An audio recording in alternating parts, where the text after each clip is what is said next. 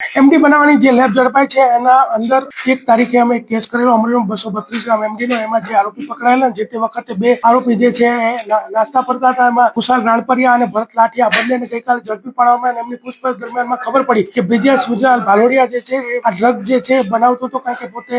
એથર કંપનીમાં senior chemist તરીકે કામ કરે છે, પોતે એમએસસી કેમિસ્ટ્રી કરેલું છે અને અલગ અલગ જે ડ્રગ્સ કઈ રીતે બને, અલગ અલગ કેમિકલ છે એનું નોલેજ છે. તો એ ત્યાં એક લેબ છે ડિક્રિયા કરીને, food and pharma analysis lab, ત્યાં એક કમ્પાર્ટમેન્ટ ભાડે રાખીને આ ડ્રગ્સ જે બનાવતો હતો એને પણ પકડવામાં આવેલો છે. જે લેબની અંદર આ જે કમ્પાર્ટમેન્ટ છે એમાં જેટલા પણ સાધનો છે તમામને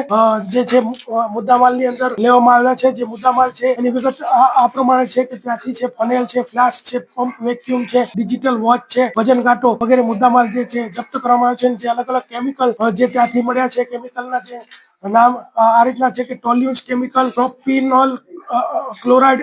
AlCl અને મિથાઇલ એમાઇન એવા અલગ અલગ કેમિકલ ત્યાંથી મળી આવી છે. આજે લોકો પકડાયા છે એમાંથી મોટા ભાગના જે માલિબા કોલેજ કેમિસ્ટ્રીના વિદ્યાર્થીઓ છે અને વિદેશ જે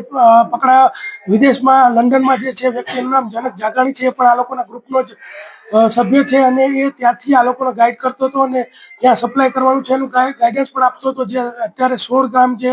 બ્લુ ક્રિસ્ટલ એમડી પકડાયું છે એ પણ કોઈ મુંબઈ અથવા ગોવાની રેવ પાર્ટીમાં આપવાનું હતું, આવું એને કીધું હતું કે હું જયારે કહું ત્યારે સપ્લાય કરજો. તો એ પણ કાલે કેસ કરવામાં ઝડપેલું છે. હવે એની ડીપમાં આ લોકોની પૂછપરછ કરવામાં આવશે, એના રિમાન્ડ લેવામાં આવશે તથા જે જનક જાગાણી છે જે લંડનમાં છે એની ઇન્ટરનેશનલ લો મુજબ કાર્યવાહી કરવામાં આવશે.